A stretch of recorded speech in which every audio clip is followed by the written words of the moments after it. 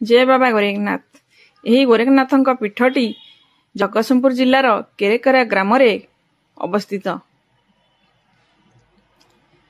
यही पीठर अनेक महिमा रही।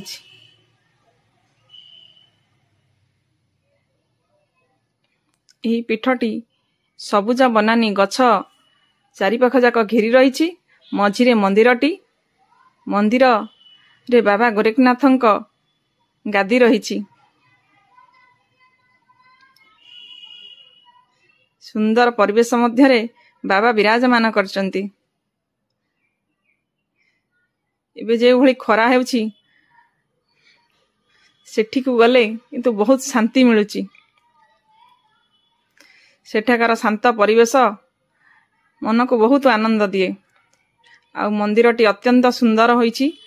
तार कारुकार्य निखुण भावे करा जाईची। अति सुंदर मंदिरटी।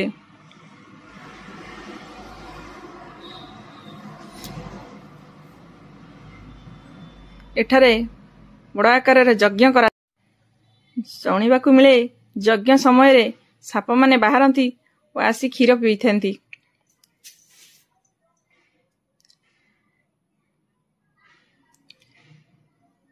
यही गादीर अनेक महिमा रही। जहाँ सर्प दर्शन करिथाए प्राय एठा को भल करने को आनी थांती।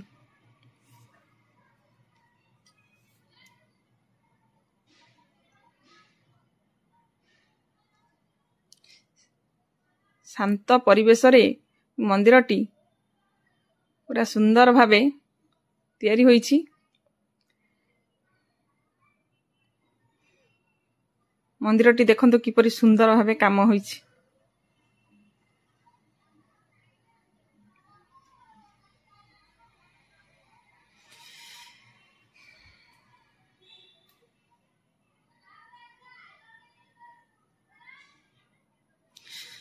किपरि सुंदर शीतल छाई पूरा सेठारे मन पूरा शांत रही जाउची। बुली आसला परे ए बेढ़ारे ये जो खरा गरम होउची एबे ताधरे गोरखनाथ पीठरे जो भली छाई रही सेठारु आसीबाकू मन हुएबनी गले थरे।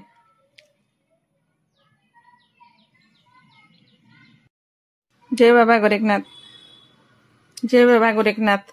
मो भिडियोटी किपरि लागला कमेंट रे निश्चय लिखिबे। गोरखनाथ पीठ फेसबुक रे देखुतिले मो चैनल को फॉलो करबे और यूट्यूब रे देखुतिले निश्चित सब्सक्राइब करबे। गोरखनाथ पीठ जाई बुली आसंतु।